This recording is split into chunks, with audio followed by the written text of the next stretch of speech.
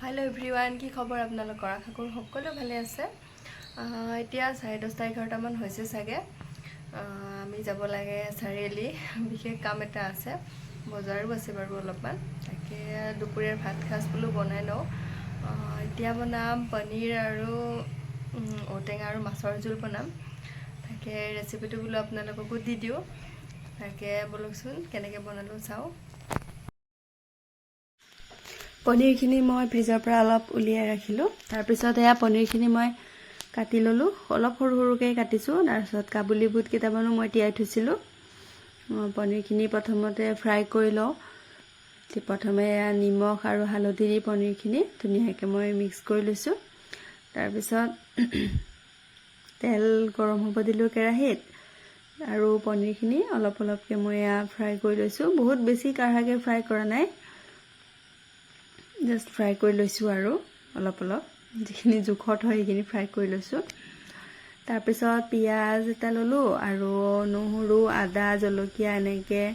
গোটেইখিনি দি মিক্সিত এটা পেষ্ট বনাই ল'লোঁ আৰু বিলাহীও এটা পেষ্ট বনাই লৈছিলোঁ মই মিহিকৈ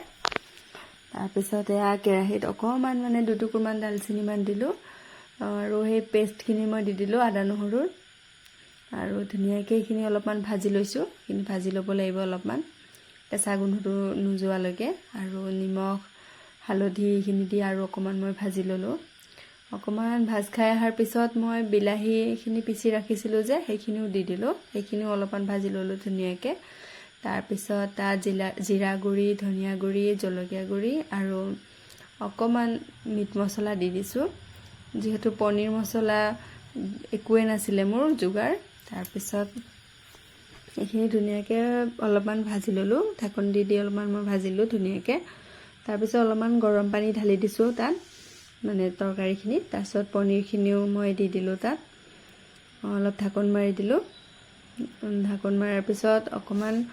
উতল আহিলেই যিহেতু গৰম পানী দিছিলোঁ মই তাৰপিছত সেইখিনি সময়তে মই বাবাৰ জলপানখিনি অলপ ৰেডি কৰি ল'লোঁ ৰুটি দুখন বনাই মিক্সিত গুড়া কৰি তাত গৰম গাখীৰ ঢালি দিছোঁ অলপ ঠাণ্ডা হ'লে তাক খুৱাই দিম সেইখিনি আৰু সেইখিনি সময়তে মোৰ এয়া তৰকাৰীখিনি দেখিছেনে ইমান ধুনীয়া ডাঠ হৈ আহিছে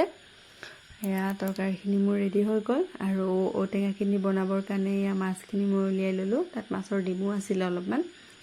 তাৰপিছত মাছখিনি ধুনীয়াকৈ মই ধুই ল'লোঁ নিমখ হালধি সানি মাছখিনি ফ্ৰাই কৰি ল'লোঁ এয়া এনেদৰে মই ফ্ৰাই কৰি ল'লোঁ মাছখিনি তাৰপিছত ঔটেঙাখিনি ধুনীয়াকৈ কাটি কুটি মই চাফা কৰি ল'লোঁ মাছখিনিও ফ্ৰাই কৰা হৈ গ'ল তেতিয়ালৈকে আৰু এয়া মাছৰ ডিমখিনি মই ধুনীয়াকৈ ভাজি ল'লোঁ তাত পিঁয়াজ জলকীয়া একো দিয়া নাই এনেই চিম্পলকৈ ভাজি দিছোঁ আৰু এয়া ঔটেঙাখিনি মই কুকাৰত দি দিছিলোঁ 3টামান চিটি মৰাই দিলোঁ মই তাৰপিছত কেৰাহীখন গৰম হওঁতে মই পাঁচফোৰণ অলপমান আৰু 2টা জলকীয়া এনেকৈ অলপমান ভাজি লৈ পেলাই ঔটেঙাখিনি মই দি দিলোঁ আৰু ঔটেঙাৰ জোল খালে মই এনেকৈ প্ৰথমে ঔটেঙাখিনি বইল কৰি লওঁ তাৰপিছত মই কেৰাহী তেল দি চম্ভাৰ দি দিওঁ মই এনেকৈয়ে খাবলৈ ভাল পাওঁ আৰু আমাৰ মাহঁতেও ঘৰত এনেকৈয়ে বনায় আমাৰ মাৰ পৰা মই এনেকৈয়ে বনোৱা শিকিছোঁ আৰু অলপমান হেৰি দি দিছোঁ জালুকৰ গুড়ি দি দিছোঁ আৰু মাছ এডোখৰে দিছোঁ মই যিহেতু সেইখিনি মই অকলে খোৱাৰ নিচিনাই এওঁ নাখায়েই এইবোৰ টেঙা চেঙা মই এইবিলাক অকলে অকলে খাওঁ আৰু এয়া তৰকাৰীখন এয়া ঢাকি দিলোঁ মই অলপমান ঢাকনিখন পিছে ডাঙৰ কেৰাহীটোতকৈ আৰু এয়া তৰকাৰী মোৰ ৰেডি হৈ গ'ল এয়া পনীৰৰ তৰকাৰী আৰু মাছৰ ঔটেঙা আৰু এপিচ ভাজা মাছ দিলোঁ এয়া আমাৰ এইখিনি হৈ গ'ল খাই বৈ ধুনীয়াকৈ বাচন বাতি ধুই মেলি আৰু যি য'ত কাম আছিল অলপমান কৰি মেলি এয়া মই ৰেডি হ'লোঁ যাবলৈ চাৰিআলি কৈছিলোঁ যে কিবা কাম আছে বুলি মই যাবলৈ ওলালোঁ এয়া আমাৰ ভিতৰৰ ৰাস্তাটো দি গৈ আছিলোঁ তাৰপিছত এয়া বাই বাই বাবাক তাতে জেঠাইকৰ ঘৰতে থৈ আহিলোঁ তাৰপিছত এয়া দাদা এজনৰ দোকানত সোমালোঁ তেওঁৰ দোকানৰ পৰা মই 2টামান বস্তু লৈছোঁ সেয়া এখন চাকু ল'লোঁ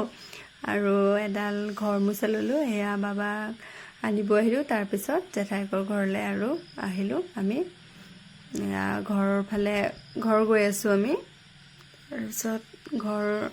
আহি পালোঁ, আহি পাই দেখিছেনে এয়া দোকান খোলাৰ পিছত বাবাই কি কৰি আছে। আমাৰ দোকানৰ গোটেই চাবোনবোৰ এয়া বোলে ট্ৰেইন বনাইছে। আৰু এয়া সন্ধিয়াৰ ভিউটো দেখিছেনে, এয়া বৰষুণ দিও দিও হৈ আছে অলপ অলপকৈ, কিন্তু বৰষুণ নাই দিয়া আজি বহুত দিনৰ পিছত বৰষুণ দিয়া নাই। তাকে ভাবিছোঁ অলপমান কিবা বনাই খাওঁ সন্ধিয়া চাহৰ লগত। তাকে বুট কেইটামান মই দুপৰীয়াই তিয়াই থৈ দিছিলোঁ। এয়া তাৰপিছত বুটকেইটা মই কুকাৰত অলপমান 2-3টামান চিটি দি দিলোঁ। তাৰপিছত কেৰাহীত অলপমান তেল দি পেলাই তাত পিঁয়াজ দি দিলোঁ অলপমান। পিঁয়াজ দি মই অলপমান পিঁয়াজখিনি ৰঙচুৱাকৈ ভাজিছোঁ, ইমানো ৰঙচুৱা নহয় আৰু ফ্ৰাই কৰি লৈছোঁ আৰু পিঁয়াজখিনি অলপ। তাৰপিছত নিমখ হালধি দি বুটকেইটা ধুনীয়াকৈ ফ্ৰাই কৰি লৈছোঁ। তাত আদা নহৰু জলকীয়াৰ পেষ্ট অলপমান দি দিলোঁ। তাৰপিছত জিৰা গুড়ি অকণমান, ধনিয়া গুড়ি অকণমান আৰু মিট মছলা গুড়ি অকণমান আৰু বুট বইল কৰা পানীখিনিও মই একেলগে দি দিলোঁ। তাৰপিছত ধুনীয়াকৈ এয়া মিক্স কৰি ল'লোঁ। এয়া হৈছেগৈ আৰু বেছি সময় নালাগে। তাৰপিছত হোৱাৰ আগে মই অকণমান মেগী মছলা দি দিলোঁ। পিছে আপোনালোকে এনেকৈ খায়নে জনাবচোন। আৰু তাত অলপমান কাটি থোৱা পিঁয়াজ আৰু তিয়ঁহ দি দিলোঁ।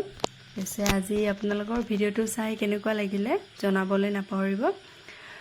আৰু ভিডিঅ'টো চাই যদি ভাল লাগে আপোনালোকে লাইক, কমেণ্ট, ছাবস্ক্ৰাইব, শ্বেয়াৰ কি আছে সেইবোৰ কৰি দিব। আৰু শেষত মই এয়া নেমু চেপি দিছিলোঁ অলপমান। আজিলৈ আহিছোঁ, বাই।